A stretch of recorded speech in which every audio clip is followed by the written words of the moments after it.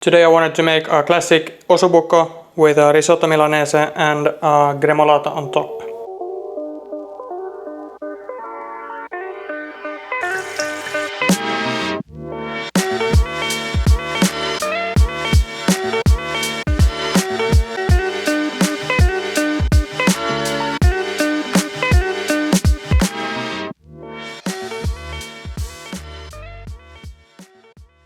The base for many Italian dishes is the sofrito, also known as mirepoix in France. This is basically carrot, celery and onion. I'm also adding to this garlic and tomato, which is not very classic. The ratios for this are not super important, it's more about taste and preference. I'm using 1 carrot, 2 stalks of celery and 1 onion, 3 cloves garlic and half a tomato. I'm not chopping this very finely as you would for a bolognese. I will strain them out later, so it's not gonna matter too much, and cutting them too finely could result in a cloudy sauce.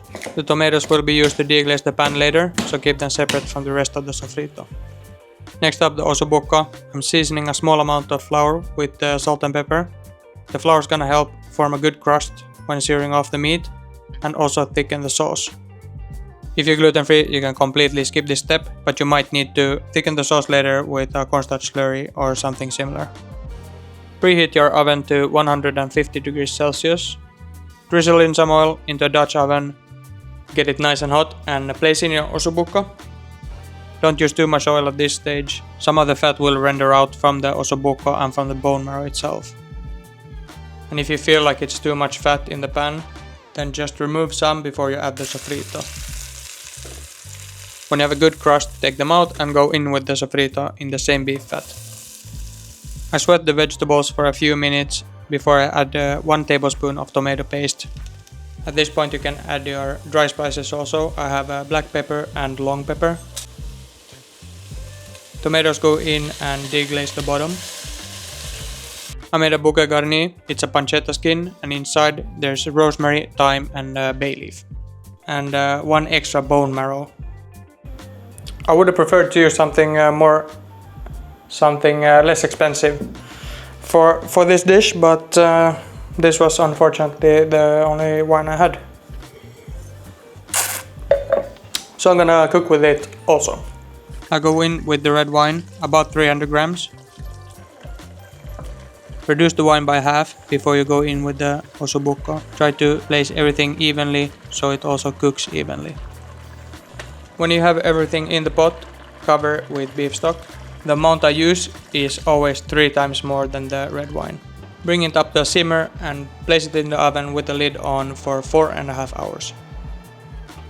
The meat is done, it's fork tender. I remove them, put them to cool down. I remove the solids and strain off any small bits from the sauce. Most of the bone marrow melted, but the pieces inside the bone, I take them out and cool them down to use in the sauce later. Usually I just skim the fat off the hot stock, which works perfectly fine, but for this I cooled it down so you can see how much fat there's actually in the sauce, and if you don't remove the fat, the sauce might split. Chop the bone marrow into small cubes and set aside. This is a lot easier also to do when it's cold. I reduce the sauce and baste the ossobuco so they get a nice shiny coating on top. The gremolata, super simple, you just need citrus fruit, I have parsley, the leaves from the celery and some garlic. Chop everything super fine. You can also use a blender, but you might need some more oil than the recipe calls for. I like a little bit of orange zest in my gremolata, so I'm zesting half an orange. You also need the zest of 1 whole lemon, 1 garlic clove, grated or chopped very finely. I chop through everything a few times, just to mix it and avoid getting any lumps from garlic or zest. When everything looks nice and even, transfer this to a bowl, ideally a little bit bigger so you have room to stir around with the oil and lemon juice. I'm keeping the seasoning very simple: freshly ground pepper, salt, extra virgin olive oil and lemon juice. Keep in mind to add the lemon at the last minute so you don't lose that nice green color. For the risotto Milanese, you need 2 shallots and 1 small piece of celery. I peel them and take out the core. This makes it easier to finely chop them. I press them down and flatten them before I start slicing thin slices. I collect them in small piles on the chopping board, so it's easier to dice them the other way around. This is also the easiest way for a beginner to learn how to dice really finely chopped onions. It doesn't get much finer than this. Push them to the side and go on to the celery. Naturally you want the same size as the onion, so they cook evenly.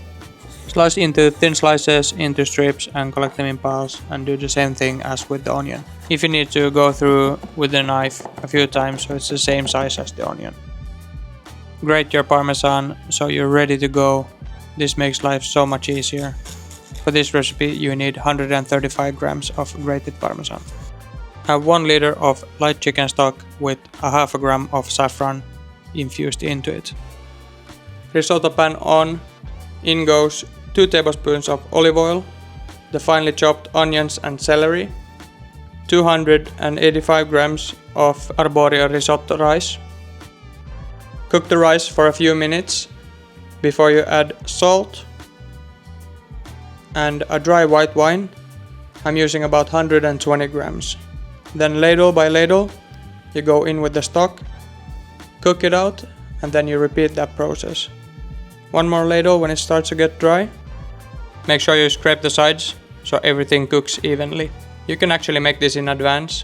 If you par-cook the rice to almost done, and before you put in the butter and the parmesan, you can put it aside and continue later. Off the heat, I put in the cold butter and the parmesan. This should only be done in the last minute, just before serving. You don't want to be cooking the parmesan and the butter, as it might split. Slowly start to emulsify in the butter and the parmesan. I actually forgot to weigh out the butter, but best estimate is 70 grams. I put in the rest of the parmesan and emulsify that in, and then we are pretty much ready to plate. It seems like a lot of liquid from the start, but as you can see it's not heavily reduced and it's still not that much left. You go in with the cold butter, the bone marrow, and some freshly ground pepper for taste. Stir in the butter and the bone marrow so it emulsifies and gets glossy and rich. Onto the plate a few good spoonfuls of the risotto. The consistency should be loose enough so that when you tap it, it spreads out nicely on the plate. Place the ossobuco on top and a generous amount of the bone marrow sauce. Only thing left is the gremolata on top and you're done.